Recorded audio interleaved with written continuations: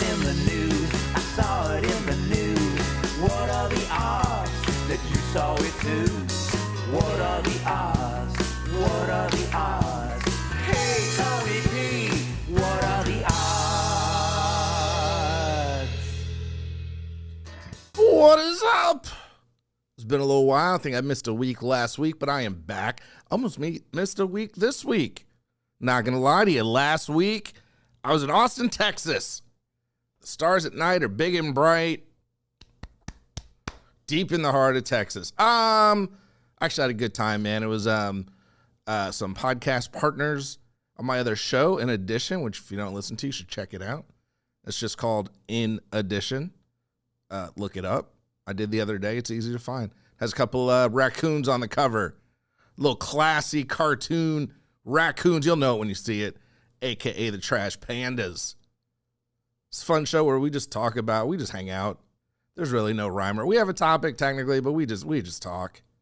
It's just an excuse to hang out every other week. But a couple from that show, they got married. And it was great, and it was a good time. I could go on and on and on about how great it was. But I'll leave you with this. There were beer donkeys. Yeah, that's right. You heard me. Some people are like rewinding. Hold on, bring that back. What did he say? Yeah, I said it. Beer donkeys. They're just that. Someone asked me, what is a beer donkey? I'm like, oh, they're donkeys that bring beer. What more do you need to know? They're just that. They're a couple of donkeys. In this case, it was Hee Haw and Jose Cuervo. Those were their names, I asked. And they had little, like little coolers, like little, like material cooler, like holds a 6-pack. You know, like I don't want you to think they had like igloos and Yetis and crap strapped to them. No, they had like maybe like those little bag coolers with some ice. You put a couple beers in them. Regular donkeys now become beer donkeys. Like I'll be honest. I think I've gone on and on and on about these beer donkeys because they were awesome. I think the premise is a little loose. Like, you know, they could carry, and they could be pizza donkeys or M&M donkey. Like the beer part was very, again, loose. I'll say like it was just a little cooler, and they weren't pulling beers, they weren't making beers. But I guess for me, you know, it's 90% you go for the donkeys. So whatever they were carrying or that was just irrelevant. I didn't even have a beer from the beer donkey. I didn't care about that. I was in it for the donkey, and they were awesome. They were pretty nice donkeys. The Wrangler, I guess that's what he would be called. The Wrangler was like a cowboy. And by cowboy, I think he had on a cowboy hat. I don't know if there's more, like, to qualify. I just know he had on a cowboy hat. He was holding a couple donkeys. Look, man, he's in Texas. Those three things right there, that makes you a cowboy as far as I'm concerned. You know, my standards aren't that high.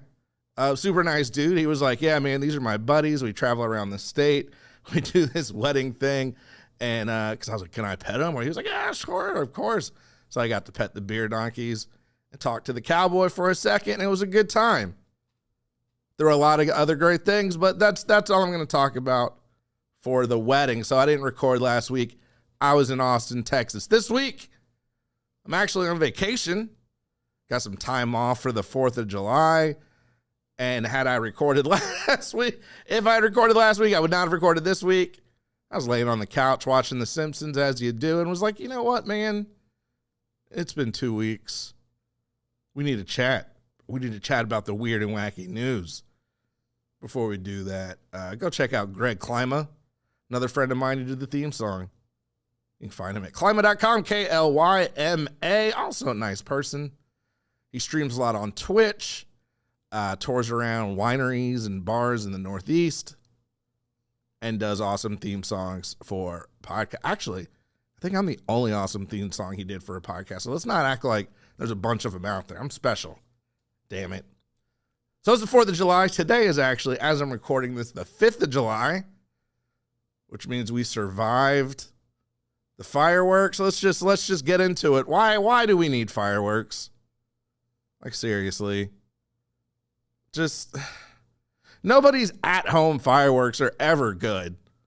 I've been on this earth long enough. I've seen plenty of at-home fireworks. Some states they're legal. Some states you can only buy little certain things in the grocery store. They all suck, right? Have you ever gone to someone's house and be like, yo, man, what a show. No, you didn't. You didn't, because they all suck. Most of them are just loud, which I'm sure you've heard. You know, A, a lot of the animals hate it. B, there's people with, you know, PTSD or whatever. C, the largest population, not to discount the other two, are just folks that want to go to sleep. All right, I'm in that last group. I sympathize with the other groups, but I'm in the last group personally. Can we just get rid of them? They're never good. If they were good, I'd be like, you know what? I'll deal with it. They're never good. Let's just leave it to the theme parks, the cities. Like, if you're going to do fireworks, make them good fireworks. Sports stadiums. You used to do really good fireworks at the Dodger Stadium. And that was cool because, like, the stadium's in, like, a ravine. So, like, if you're sitting at the top, you almost feel like you're eye level with the fireworks. Let's leave it to let's leave it to the professionals. Can we just do that? Can we just leave it to the professionals? And I know, like, oh man, this guy's getting old and grumpy. Nope. Even when I was young, I was like, these suck. These aren't good. You know, like, and everyone's like, oh, getting old. Even when I was young, I needed sleep. Even when I was young, I didn't want fireworks at 1 a.m. on a Monday. That's what we got yesterday. Somebody set off a nuclear bomb in my apartment complex, I guess, in the name of fireworks. I don't even know what firework that would be. There was no light. There was no sparkle. It was just a kaboom. So yeah, let's get rid of that. Again, until your home fireworks actually look good, get back to me then. Oh, blah, blah, blah, blah. Like I mentioned, I think is what I was trying to say. It was the 4th of July. It is the 4th of July. It's the 5th of July. It's the 6th of July by the time you hear this. Man, I don't, you get it.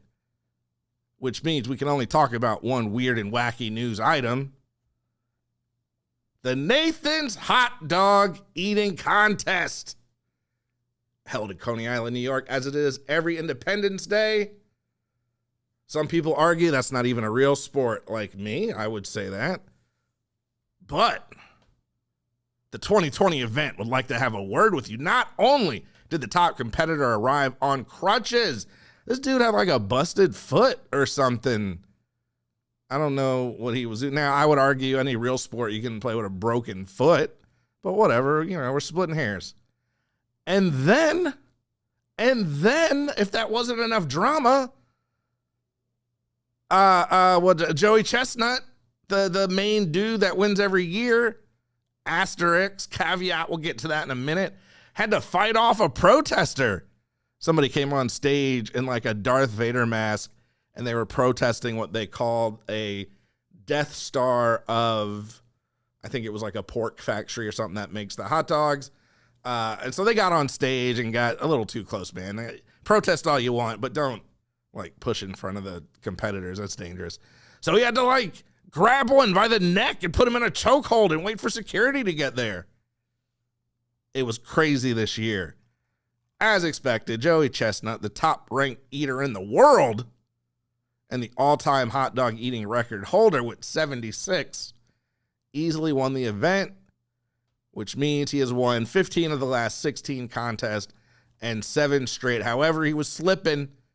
He was slipping this year. He was only able to choke down 63 hot dogs, but he still beat the second-place guy by 15.